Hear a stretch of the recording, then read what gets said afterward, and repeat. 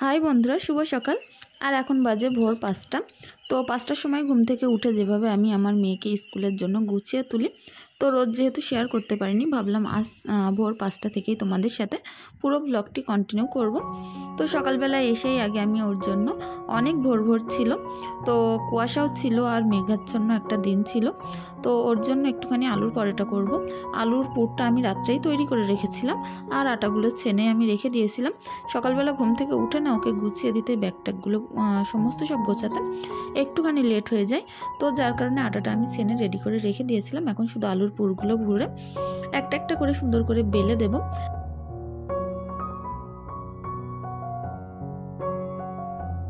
রুটিগুলো না বেশ পুরো মোটা মোটা, আর পুরগুলো বেশ অনেকটা করেই দিয়েছি। তো দুটো রুটি আর 2 পিস মাংসের সঙ্গে আমি দিয়ে দেব। দিলে কিন্তু ওর সকালবেলার পেটটা অনেকটা বেশিক্ষণ ভর্তি থাকবে। তো যাই হোক, দুটো রুটি আমি একটুখানি সেঁকে নিচ্ছিলাম। খুন্তি তো আমি খুঁজেই পাচ্ছিলাম না। সকালবেলা তাড়াহুড়ো করে কাজ করতে গেলে না জিনিসপত্র হাতের কাছে খুঁজে পাওয়া যায় না। তো যা হোক করে চামচ দিয়ে রুটিগুলো সেঁকে ওকে গুছিয়ে দিলাম। 2 পিসই শুধু শুকনো মাংস দিয়েছি, ঝোল টোল দিলে আবার ব্যাগে লেগে যাওয়ার ভয় আছে। তো আর বাদবাকি মাংসগুলো এখন ফ্রিজে রেখে দিলাম। তো তার মধ্যে ওর ড্রেসটাও পরে নিয়েছিল, একটুখানি আমি ঠিকঠাক করে চুলটা শুধু বেঁধে দেবো, দিয়ে রেডি করে ওকে কিন্তু স্কুলে পাঠিয়ে দেবো। তারপরে বাদবাকি কাজকর্মগুলো করে ফেলবো। ভোর ভোর ঘুম থেকে উঠলে না ভোরে কাজকর্ম করার মজা একটা আলাদা। আর আমরা গ্রামের বউরা যেভাবে ভোরবেলায় থেকে কাজকর্মগুলো শুরু করে থাকি, তোমাদের সাথে আজ আমি সেটাই শেয়ার করতে চলেছি। প্লিজ পুরো ভিডিওটি জুড়ে পাশে থেকো, আশা করছি সকলের অনেক বেশি ভালো লাগবে। এই পাতাগুলো দেখো, পুরো আমার এই উনুন পাটটা ভর্তি হয়ে গেছে। তো পাতাগুলো এনে রেখেছিলাম, উনুন পাটটা একটুখানি ঝাড়ঝুড় দিয়ে পরিষ্কার করে নিতে হবে। তো তার মধ্যে ভাবলাম জিনিসপত্র এদিক ওদিক যেগুলো ছড়িয়ে ছিটিয়ে আছে, আর এই জামা কাপড়গুলো শুকিয়ে গেছে, তো সবগুলো একসঙ্গে করে ঘরে নিয়ে এসে একটা একটা করে গুছিয়ে যার যার জায়গায় রেখে দেব। তো আগে কিন্তু আমি এরকম এদিক ওদিক ছড়ানো ছিটানো জিনিসপত্রগুলো আগে তুলে গুছিয়ে নেওয়ার পরেই তারপরে কিন্তু আমি ঝাড়টা দিয়ে ফেলি ঘরটা। তো যাই হোক, এখন জামা কাপড়গুলো ভাঁজ করে রাখলাম, সিমরানের বইপত্রগুলো এদিক ওদিক হয়েছিল সেগুলোও কিন্তু জায়গায় গুছিয়ে রাখলাম। আর ঈশা ওদিকে সুন্দরভাবে ঘুমাচ্ছিল, তো ভাবলাম ওকে ও ঘরে ডিস্টার্ব না করে আমি কিন্তু বাইরের কাজগুলো আগে সেরে আসবো। তো যখন ঈশা ঘুম থেকে উঠবে তারপরে এই ঘরের কাজগুলো সারবো। তো এই চৌকিটাও না অনেকটা বেশি নোংরা ছিল, একটুখানি হুড়ানো ছিল, তো সেটাও গুছিয়ে নিলাম। তারপরে বাসি বাসনপত্র যেগুলো আছে একে একে সবগুলো গামলায় তুলে রেখে দেব। দিয়ে তারপরে কিন্তু ঘরটা ঝাড় দিয়ে, ও ঘরটা আমি আলো জ্বালিনি, আর কোনো রকম আস্তে আস্তে আমি নিচেটা ঝাড় দিয়ে পরিষ্কার করে নিয়েছিলাম। আর এখন এই ঘর আর বারান্দাটা ঝাড়ু দিলে কিন্তু হয়ে যাবে। রান্নাঘরটা সকালবেলা উঠেই আগে আমি ঝাড়ু দিয়ে নিয়েছি। তো এই ঘরটা সুন্দর করে পরিষ্কার পরিচ্ছন্ন করে ঝাড়ু দিয়ে ও ঘরের ময়লাটা বের করে কিন্তু একসঙ্গে আমি জড়ো করে বারান্দায় তুলে ফেলে দেব। তো বারান্দায় যেহেতু মেঝে করা নেই, প্লেন ঢালাই দেওয়া আছে, তো এখানে না যেই পাপোশগুলো ঝাড়ি না এত পরিমাণে ধুলো ওঠে বলার কথা নয়। তো সুন্দর করে পাপোশগুলো ঝাড়ু দিয়ে আমি একটা একটা করে কিন্তু প্রত্যেক দিনে ঝাড়ি, যতবারই ঝাড়ি তত ধুলো পড়ে। তো সুন্দর করে ময়লাগুলো কিন্তু এক জায়গায় করে তুলে আমি এখন ফেলে দিয়ে বাইরের উঠোনটা আমি ঝাড়ু দিয়ে পরিষ্কার করে নেব। যেহেতু ঈশা ঘুমাচ্ছে, মাথায় অতটা চাপ ছিল না, আর ও কিন্তু ঘুম থেকে উঠলে ওর পিছনে একটা বড় সময় আমাকে দিতে হয়। যেমন ধরো ডাইপার চেঞ্জ করা, প্যান পরানো আর খাওয়ানো, তারপরে কিন্তু মুখ টুক ধুয়ে ব্রাশ করিয়ে তারপরে বাইরে আনতে বেশ অনেকখানি সময় কিন্তু চলে যায়। তো তার মধ্যে মুরগিদেরকে আমি এখন সুন্দর করে খেতে দিয়ে দেব। কিছুটা ভাত আমি রাত্রেবেলা ওদের জন্য নিয়ে এসেছিলাম, তো সেই ভাতগুলো দিয়ে দিলাম। এরা অনেকটা বেশি সন্তুষ্ট ভাত পেয়ে। তো তার মধ্যে কাল যে নাইটিটা পরেছিলাম না, বেশিক্ষণ পরিনি, তো নোংরাও হয়নি, তবুও একবার মনে করলাম ধোয়ার আগে সামান্য একটুখানি সার্ফ দিয়ে দিলে কিন্তু মনটা অনেকটা ভালো লাগে।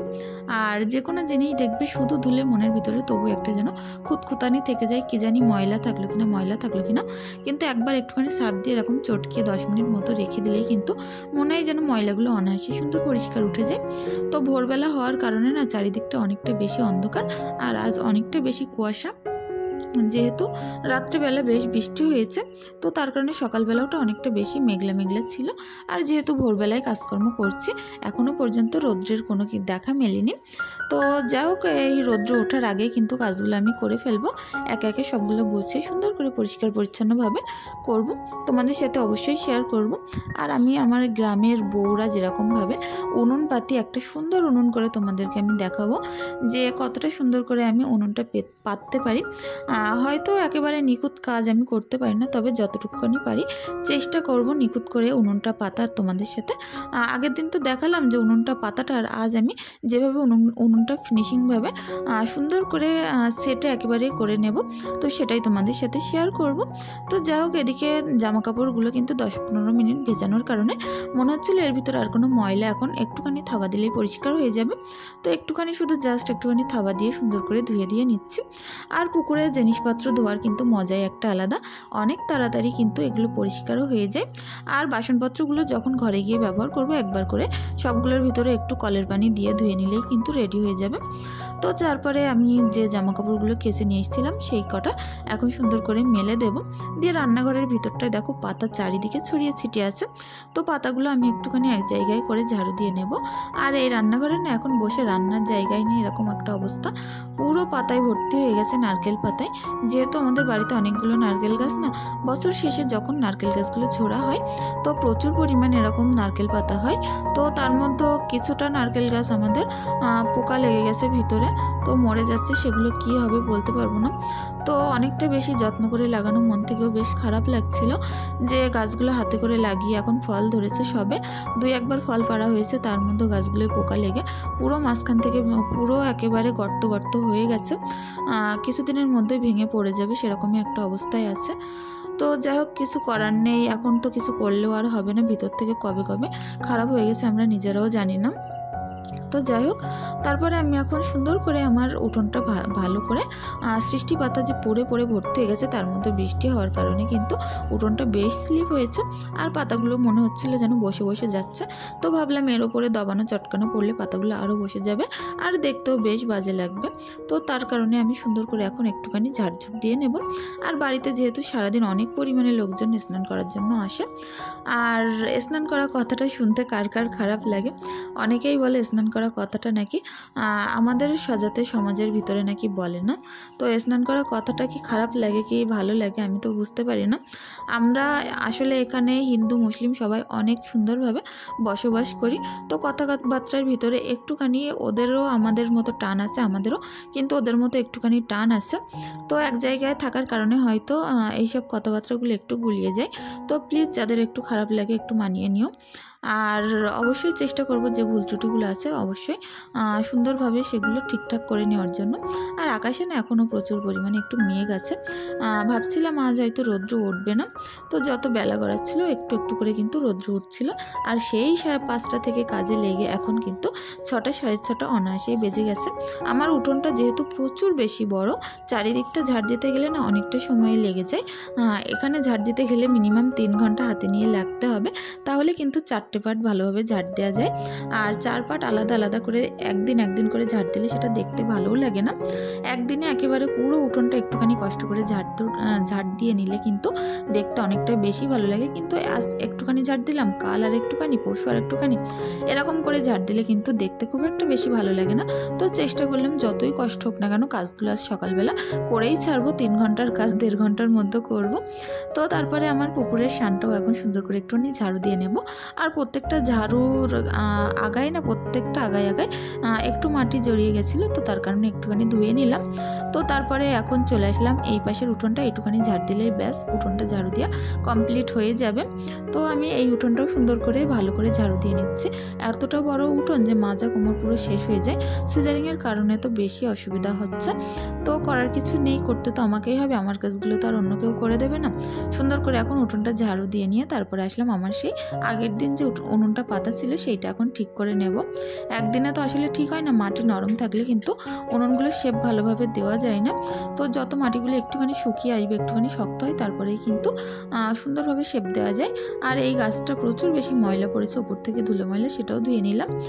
আর তারপরে উনুনটা একটু পিটিয়ে পাটিয়ে দেখছিলাম, একটু এদিক থেকে বেঁকে গেছে, ওদিক থেকে ঢলে গেছে, ওদিক থেকে একটুখানি শুয়ে পড়েছে। তো হাত দিয়ে পিটিয়ে একটুখানি সমান করে নিয়ে তারপরে হাঁড়ি বসিয়ে একেবারে গোল করে শেপ করে কেটে নেব। তো এই উনুনটায় রান্না করতে অনেকটা বেশি ভালো লাগবে। শীতের সময় তো আরও বেশি ভালো লাগে উনুনে রান্না করতে, যেহেতু বাড়ি থাকতে পারি না তার কারণেই কিন্তু উনুনটায় রান্না করা ঠিকমতো হয়ে ওঠে না। তবে যখন বাড়িতে থাকবো অবশ্যই এই উনুনটায় রান্না করে তোমাদের সাথে শেয়ার করব। তো যাই হোক, এখন সুন্দর করে আমার উনুনটা ভালোভাবে পরিষ্কার পরিচ্ছন্ন করে কাদা মাটিগুলো ওর ভিতর থেকে তুলে নিলাম, যেগুলো ছেটেছিলাম। তারপরে এর গায়ে সুন্দর করে একটু একটু করে কাদা লাগাবো। আর উনুনটা একটু একটু করে শেপ কিন্তু চলে আসবে। এখনও পর্যন্ত এর মূল যে শেপটা সেটা কিন্তু বাকি আছে। তো আমি এখন যেদিক খারাপ, যেদিকে একটুখানি এঁকে বেঁকে আছে, সেগুলো একটুখানি কাদা লাগিয়ে সুন্দর করে গুছিয়ে পরিষ্কার পরিচ্ছন্ন করে লেপে দেব। তো লেপার পরেও তোমাদের সাথে শেয়ার করব পুরো একেবারে উনুনটা তৈরি পর্যন্ত। আর শুকিয়ে তো রান্না করলে তোমাদের সাথে অবশ্যই শেয়ার করব। তো অবশ্যই দেখতে থাকো, ভিডিওটি অনেকটা বেশি ভালো লাগবে তোমাদের। তো আমার এই ইউটিউব পরিবারে যে কিউট বন্ধুরা আছো, তারা অনেক সুন্দরভাবে আমাকে ভালো কমেন্ট করেছো, যেগুলো একেবারে আমার পুরো মন ছুঁয়ে যায়। তো শিবরাজ সিম্পল লাইফস্টাইল আমাকে কমেন্ট করেছো যে আপু তোমার কাজগুলো ভীষণ ভালো লাগে, অনেক গুছিয়ে তুমি কাজ করো। ধন্যবাদ বন্ধু তোমাকে এতটা বেশি সাপোর্ট করার জন্য। আর এতটা ভিডিও তুমি যে আমার রোজই আমার ভিডিওগুলো দেখো, কমেন্ট করো, তার জন্য অনেক বেশি ধন্যবাদ। ভালো থেকো। নীলুফা লস্কর ফোন আমাকে কমেন্ট করেছো যে আপু তোমার ভিডিও আজ ফার্স্ট দেখছি, অনেক ভালো লাগলো। ধন্যবাদ বন্ধু এমনভাবে সাপোর্ট করার জন্য, একটু পাশে থাকার জন্য। তো আর একজন বন্ধু আমাকে কমেন্ট করেছো, তার নামটা আমি বুঝতে পারছি না।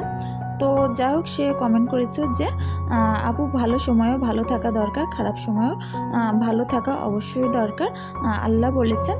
তো তুমি সেরকমই থাকো, ভালো সময়ও ভালো থাকো আর খারাপ সময়ও ভালো থাকার চেষ্টা করো। তো অনেক ভালো লাগলো। তো সত্যি তোমাদের এইসব কমেন্টগুলো পড়ে না আমার পুরো মন ছুঁয়ে যায়। আর এতটা বেশি সাপোর্ট করো আমার ভিডিও, তুমি রোজই দেখো বন্ধু। তো তার জন্য অনেক বেশি ধন্যবাদ। আর ভালো থেকো অবশ্যই। তো আর একটা বন্ধু যে তার চ্যানেলের নাম বাংলাদেশ ব্লগ সুইট মম, তো আমাকে কমেন্ট করেছো যে আপু সারাদিন অনেক কষ্ট করে সংসার সামলিয়ে সব কাজ করো, তো অনেক ভালো থেকো। 3 নাম্বার লাইক দিয়ে শুরু করলাম। তো অনেকটা বেশি ধন্যবাদ বন্ধু এরকমভাবে পাশে থাকার জন্য, সাপোর্ট করার জন্য। আর অবশ্যই ভালো থেকো। তো যাই হোক, এখন টুকিটাকি কাজকর্মগুলো কিন্তু এই উনুনে করতে প্রায় আমার উনুনটা কিন্তু রেডি হয়ে গেছে। আর ফিনিশিংটাও কিন্তু এখন বেশ ভালোই আসছে। আর দেখতেও না যতটা বেশি এর পিছনে একটু খাটা যাবে, একটু কষ্ট করা যাবে, উনুনটা না বেশ ততটাই সুন্দর হবে। এখন দেখো উনুনের মুখটা কেটেছি, তারপরে ঝিকগুলো কেটে কতটা বেশি সুন্দর লাগছে। তো কেমন হয়েছে অবশ্যই কমেন্টের মাধ্যমে জানিও। অতটাও বেশি কারুকার্য আমি হয়তো জানি না, তবে যতটুকুনি মন থেকে করতে পেরেছি আর যতটুকুনি জানি ততটুকুনি কিন্তু করেছি। তো তারপরে ঘরে চলে আসলাম। ঈশা কিন্তু ওদিকে ঘুম থেকে উঠে আমার কোলে বসেছিল উনুনটা যখন আমি ঠিক করছিলাম। তো ওকে নিয়ে ঘরে চলে আসলাম। এসে এখন তাড়াহুড়ো করে খাটপত্রগুলো গুছিয়ে কিন্তু এক্ষুনি দোকানে চলে যেতে হবে। তো দোকানে যাওয়ার আগে ভাবলাম খাটটা অন্তত তাড়াতাড়ি করে গুছিয়ে, ঘরটা যেহেতু ঝাড়ু দেওয়াই আছে, আর খাটটা একটুখানি ঝেড়েই তাড়াতাড়ি করে চলে যাব। আমার না সকালবেলার কাজগুলো করতে কি বলবো, শুধু টাইম দেখি, ঘড়ি দেখি আর কাজ করি, ঘড়ি দেখি আর কাজ করি, যে কতটা তাড়াতাড়ি কাজগুলো শেষ করতে পারবো আর দোকানে যেতে পারবো। আজ না একটু লেট হয়ে গেছিলো। সকালের এই কাজকর্মগুলো করে বলো কত তাড়াতাড়ি যাব। যতই তাড়াতাড়ি চেষ্টা করি, হাত পা তো আমার চারটেই, তার বেশি তো না, কত তাড়াতাড়ি আর করতে পারবো। আর 5টা মানুষের মতন তো আমিও একটা মানুষ, যতই তাড়াতাড়ি করার চেষ্টা করি অতটা বেশিও কিন্তু তাড়াহুড়ো করে করতে পারি না, তবু চেষ্টা করি। চেষ্টার অসাধ্য তো আর কিছু নেই। তারপরে দোকানে চলে এসে অনেকটাই বাসনপত্র আমি এখন সুন্দর করে মেজে নিয়েছি। তো সেগুলো এখন ঝুড়ির মধ্যে করে উপর করে নিচ্ছি। দোকানে যেহেতু আমার কোনো রকম র্যাক নেই, আর যে কটা বাসনপত্র থাকে ঝুড়ির মধ্যে করেই রাখি। তো তার মধ্যে চাটাও বসিয়ে দিয়েছি। আর কিছুটা শারীরিক প্রবলেম থাকার কারণে আমি তো এখন কিছুদিন রোজা থাকতে পারবো না, তার কারণেই কিন্তু এই খাওয়া দাওয়াগুলো আবার তোমাদের সাথে শেয়ার করছি। আর যাই হোক, সকালবেলা চাটা করে নিয়ে একটুখানি সুগার ফ্রি বিস্কুট নিয়েছি।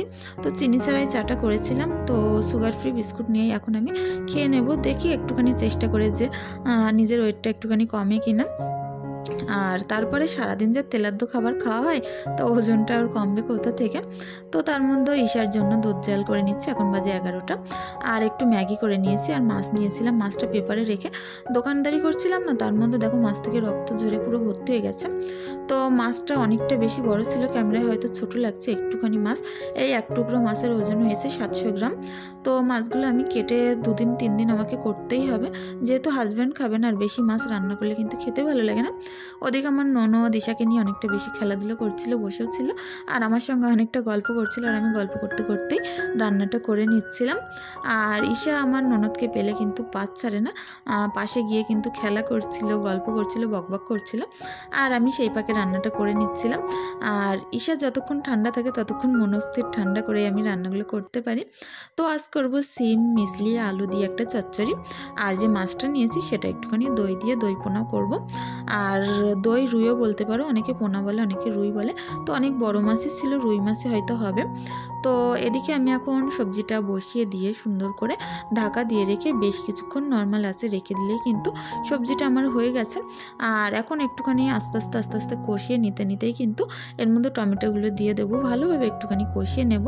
আর বন্ধুরা, প্রতিদিনের মতো আজকেও বলতে চাই, তোমরা যে যেখান থেকে আমার ভিডিওটি দেখছো আর যারা আমার চ্যানেলটি এখনও পর্যন্ত সাবস্ক্রাইব করনি, তাদের যদি মন থেকে কিছু ভালো লেগে থাকে প্লিজ চ্যানেলটি সাবস্ক্রাইব করে পাশে থাকতে পারো।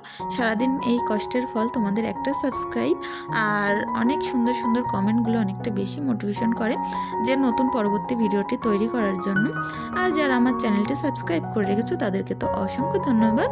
যাই হোক, আমাদের জন্য একটুখানি দোয়া ভালোবাসা রেখে যেও। আর এই ভিডিওগুলো যে কতটা বেশি কষ্ট করে সারাদিন করে থাকে, কাজের মাঝখানেও চেষ্টা করি ভিডিওগুলো শেয়ার করার জন্য তোমাদের সাথে একটু একটু করে, যে আমার ভিডিও দেখে তোমরা যদি সামান্য উপকৃত হও। আর কিছু কিছু বন্ধুরা তো আমার আছেই যারা বলো যে আপু একদিন তোমার ভিডিও না দেখলে মনটা অনেকটা বেশি খারাপ হয়ে যায়, তাদের জন্য অনেক বেশি ভালোবাসা রইল যে এতটা বেশি ভালোবাসা দেওয়ার জন্য আমাকে। তো যাই হোক, এখন মাছগুলো একটুখানি নুন হলুদ মাখালাম, আর যে মাছগুলো আমি আজ রান্না করব না সেগুলো কিন্তু সুন্দর করে নুন হলুদ মাখায়নি, সেগুলো এমনিই রেখে দিয়েছে। তো সেগুলো ফ্রিজে রেখে আসলাম, কাল একটুখানি ধুয়ে নুন দিয়ে ধুয়ে তারপরে নুন হলুদ মাখিয়ে রান্না করলে হয়ে যাবে।